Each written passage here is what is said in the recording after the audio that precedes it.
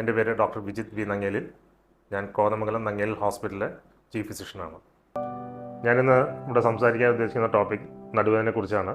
Low back pain അല്ലെങ്കിൽ sciatica, ആ ഒരു ടോപ്പിക്കിനെ കുറിച്ചാണ്, അല്ലെങ്കിൽ ആ ഒരു കണ്ടീഷനെ പറ്റിയും അതിന് വേണ്ട ട്രീറ്റ്മെൻറ്റിനെ പറ്റിയാണ് ഞാനിവിടെ സംസാരിക്കാൻ ഉദ്ദേശിക്കുന്നത്. സാധാരണയുള്ള ആൾക്കാർക്ക് രാവിലെ എഴുന്നേറ്റ് ഉറക്കത്തിൽ നിന്ന് എഴുന്നേറ്റ് നമ്മൾ കാലിൽ ചവിട്ടുമ്പോൾ കാലിൻ്റെ ഉപ്പുറ്റിയിലുള്ള വേദന, നടുവിൽ നിന്ന് കാലിലേക്കുള്ള മരവിപ്പ്, അല്ലെങ്കിൽ നമ്മൾ നംനെസ് പോലെ ബുദ്ധിമുട്ടുകളുണ്ടാവുകയും ഉള്ളതിന് നമ്മൾ സയാറ്റിക്ക എന്ന് പറയും. അപ്പോൾ നമ്മൾ ഈ പറഞ്ഞ കണ്ടീഷനെല്ലാം ഡിസ്കുകളിലെ ഏത് പ്രോബ്ലം ആയിരുന്നാലും നമ്മുടെ സയാറ്റിക് നെർവിലേക്കുള്ള ഡിസ്ക് കംപ്രസ് ആയിക്കൊണ്ടാണ് ഈ പ്രോബ്ലംസ്. അപ്പോൾ അതിന് വേണ്ടത് നമുക്കതിനെ ഡീകംപ്രസ് ചെയ്യുക എന്നുള്ളതാണ് വേണ്ടത്. ഇതിനോടൊപ്പം തന്നെ ആ സർക്കുലേഷൻ ഉണ്ടാക്കിയെടുക്കാനുള്ള കാര്യം കൂടി അതിനോടൊപ്പം ചെയ്യുക എന്നുള്ളതാണ്.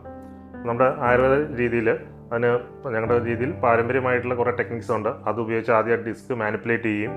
ആഫ്റ്റർ ദാറ്റ് ചില ഡോക്ടേഴ്സ് പറയും ഈ ഡിസ്കിന് ഇങ്ങനെ പറ്റിയത് തിരുമരുതെന്നൊക്കെ പറയും. തിരുമ എന്ന് പറഞ്ഞാൽ ഒരു രീതിയിലുള്ള തിരുമൽ മാത്രമല്ല, അത് എന്താണ് ആളുടെ ഹെൽത്ത് കണ്ടീഷൻ, ഡിസ്കിൻ്റെ കണ്ടീഷൻ, അതിനനുസരിച്ചുള്ള ആയുർവേദ ട്രീറ്റ്മെൻറ്റ്സ് ഉണ്ട്. കിഴി കാര്യങ്ങൾ, അതായത് തളം പോലെ കെട്ടി നിർത്തുക, അങ്ങനെയുള്ള കാര്യങ്ങളെല്ലാം ഉണ്ട്.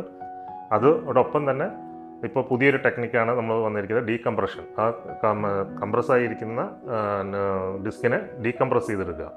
അതിന് ഇപ്പോൾ നമ്മൾ പുതിയ ടെക്നിക്ക് ഡീകംപ്രഷൻ യൂണിറ്റ്സ് പോലുള്ള ഒരു മെഷീൻ ഉണ്ട്, അതിൽ വെച്ച് ഡീകംപ്രസ് ചെയ്യും. അതിനോടൊപ്പം തന്നെ നമ്മുടെ ട്രീറ്റ്മെൻറ്റ് കൂടി ചെയ്യുമ്പോൾ നല്ല രീതിയിലുള്ള റിസൾട്ട്, വളരെ ഫാസ്റ്റായിട്ട് ചേഞ്ചസ് കാണാൻ കഴിയുന്നുണ്ട്. ഡീകംപ്രഷൻ തെറാപ്പിയിൽ സംഭവിക്കുന്നത്, നമ്മൾ ഈ ടേബിളിൽ പേഷ്യൻറ്റിനെ കിടത്തി ബെൽറ്റ് ഇതെല്ലാം ടൈറ്റ് ചെയ്ത് സംഭവിക്കുന്നത് വെച്ച് കഴിഞ്ഞാൽ നമ്മൾ കംപ്രസ് ആയിരിക്കുന്ന ഡെസ്ക് ഡീകംപ്രസ് ആവും. അപ്പോൾ കംപ്രഷൻ കുറയും. അതേപോലെ സയാറ്റിക് നെർവിലേക്കുള്ള കംപ്രഷൻ കുറയുകയും ചെയ്യുകയാണിത്. അത് നമുക്ക് ചെയ്യുമ്പോൾ തന്നെ അതിൻ്റെ ഫീൽ നമുക്ക് അറിയാനും സാധിക്കും. നമ്മുടെ ഹോസ്പിറ്റലിൽ വന്ന് കോതമംഗലത്താണ് സിറ്റുവേറ്റ് ചെയ്തിരിക്കുന്നത്.